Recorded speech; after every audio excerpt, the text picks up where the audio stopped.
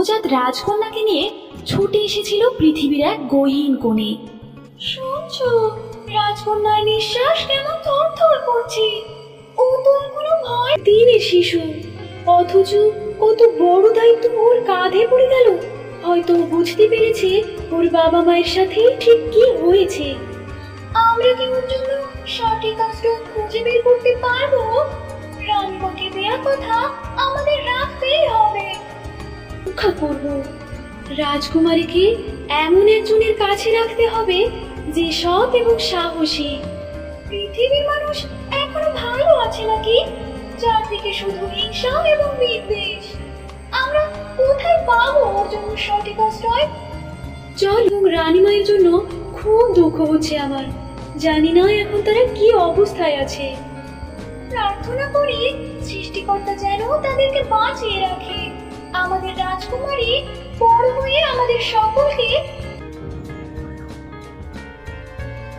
পরীরা একটি ঘন জঙ্গলের মধ্যে এসে নেমেছে। চারদিকে তাকিয়ে দেখে কোনো জনমানব নেই। রাজকুমারী ক্ষুধায় অনবরত কেঁদেই যাচ্ছে।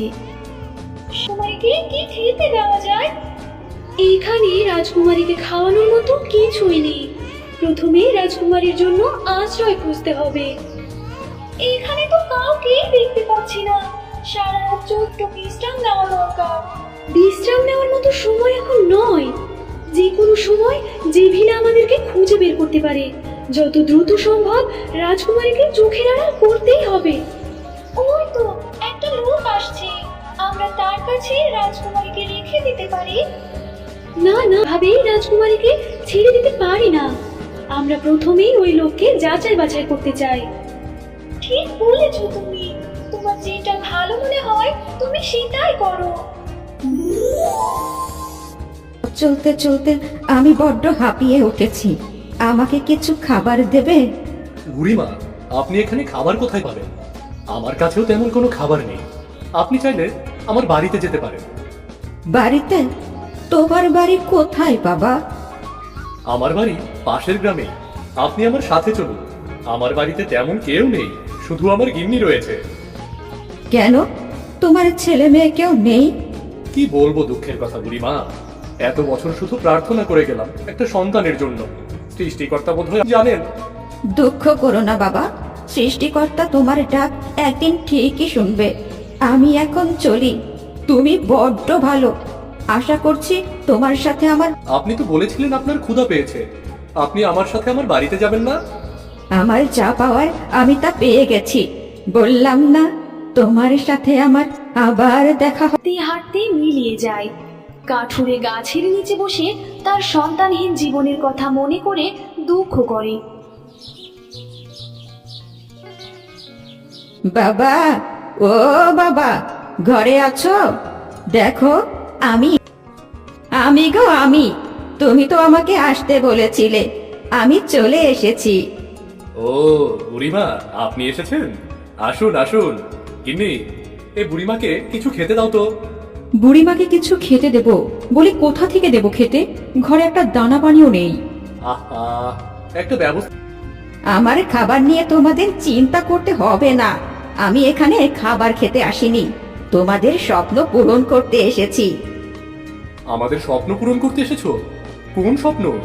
কেন, তুমি আমাকে বলনি তুমি এত চাওয়ার পরেও ছিলাম তো, কিন্তু সেই স্বপ্ন তুমি পূরণ করবে কিভাবে? তোমার দয়ায় আমি খুশি হয়ে তোমাকে একটা সন্তান উপহার দিতে চাই। একটা ফুটফুটে কন্যা সন্তান। তুমি কি খুশি নও? তুমি সত্যি বলছো বুড়িমা? তুমি সত্যি আমাকে একটা কন্যা সন্তান দেবে? সত্যি বলছো যে তুমি? দেখো, আমি সাথে করে নিয়ে এসেছি। কিন্তু বুড়িমা, এই বাচ্চা কার? আপনি কার বাচ্চা এনে আমাদের দিচ্ছেন? সেটা তোমাদের না জানলেও হবে। তবে তোমরা এই কন্যাকে যত্নে বড় করবে। একটা সন্তান আমাদের স্বপ্ন। আমি অবশ্যই আমার স্বপ্নকে যত্ন করে রাখবো। মনে রাখবে, কোনো কিছুর লোভ করা ভালো নয়। স্বপ্ন মানুষের সাময়িকভাবে পূরণও হতে পারে, আবার সারা জীবনের জন্যেও পূরণ হতে পারে। তোমার রহস্যময়ী কথার কিছুই বুঝতে পারি না আমি। আমার হাতে বেশি সময় নেই, আমাকে যেতে হবে। তবে তোমাদের সাথে আমার আমি তোমাকে কথা দিচ্ছি বুড়িমা, আমি কোনোদিন আমার জীবদ্দশায় এই কন্যার কোনো কষ্ট হতে দেব না। ওর শরীরে একটা আঁচড়ও লাগতে দেবো না আমি। বৃদ্ধ পরী একটা মুচকি হাসি দেয়। তার হাসির সাথে লেগে থাকে রাজকন্যাকে ছেড়ে আসার করুণ বেদনা।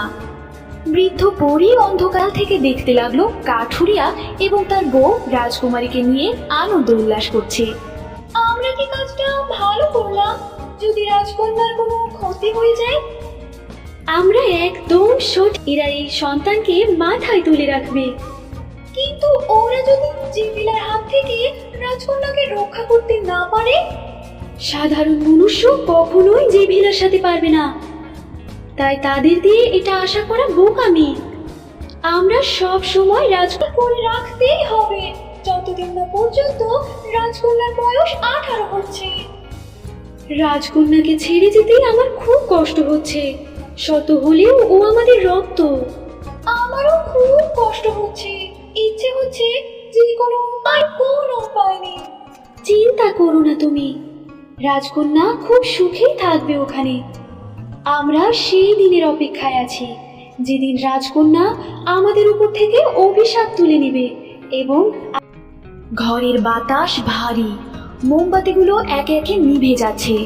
সিংহাসনের পাশে দাঁড়িয়ে আছে মেঘজন। ফুপুমণি, আমি বড় খবর পেয়েছি। যুদ্ধের রাতে পরীরা রাজকন্যাকে নিয়ে পালিয়ে গিয়েছিল। ওকে লুকিয়ে রেখেছে মানুষের জগতে। মানে ভাবো, রাজরক্ত এখন ভাত ডাল খাচ্ছে সাধারণ মানুষের সাথে। এতক্ষণ পর এই কথা বলছিস তুই?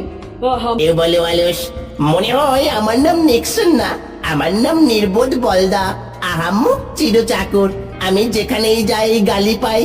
চুপ কর, তোর এই বলদামির জন্যই তো তোকে আহম্মক বলি। এখন বল, কি খবর নিয়ে এসেছিস? তোমাদের ছায়াদের একজন আজ পৃথিবীর বাতাসে সেই রাজরক্তের গন্ধ পেয়েছে। ও এখানে আছে ফুপুমণি, সেই নষ্ট। ও রাজরক্তের শেষ চিহ্ন। ওকে আমার প্রয়োজন। রাজকন্যাকে যদি আমি আমার বশে আনতে পারি তাহলে এই পুরো পৃথিবী আমার হাতের মুঠোয় আসবে, এবং আমি সেটাই চাই যে কোনো মূল্যে। যদিও আমার বশে না আসে তাহলে আমার তৈরি রাজকুমারীকে একেবারে মেরে ফেললেই তো হয়। তাহলে এই রাজ্যের আর কোনো বংশধর তো থাকবে না ফুপুমণি, সোজা শূন্যে চলে যাবে রাজকারবার। আহাম্মক বললাম না, রাজকন্যাকে আমার হাতের মুঠোয় আনতে হবে। তারপর এই পুরো পৃথিবীতে রাজত্ব করব শুধুই আমি। দেখবে একদিন ওই রাজকন্যা তোমার ধ্বংসের কারণ হবে। তবে চিন্তা করো না, সেটা হবে আমার ধ্বংসের কারণ? মূর্খ তুই। আমার ধ্বংস পৃথিবীর কেউ করতে পারবে না। যে বিলার ধ্বংস নেই, আছে শুধু সৃষ্টি এবং শুরু। তা তো দেখতেই পাচ্ছি। প্রায় 1 যুগ তুমি অন্ধকার কুঠুরিতে কাটিয়ে এসেছো। তোমার যদি এতটা শক্তি থাকতো তাহলে তুমি কি আরো ওই রাজা আমার সাথে বেইমানি করেছে। আমি রাজাকে ভালোবাসতাম, তাই বলে আমার ভালোবাসার সুযোগ নিল রাজা। তারপর আমাকে অন্ধকার কুঠুরিতে বন্দি করে দিল। তবে এবার আমি আমার দ্বিগুণ শক্তি নিয়ে ফিরে এসেছি। তুমি রাজাকে ভালোবাসো? কোনদিন শুনবি, মানুষ একদিনে খারাপ হয় না। আমিও খারাপ ছিলাম না। বেইমানি আমাকে খারাপ করেছে, আর আমি প্রতিশোধ নিতে বাধ্য হয়েছি। তবে কি এবার আমরা পৃথিবীতে যাব? না, আমরা পৃথিবীতে যাব না।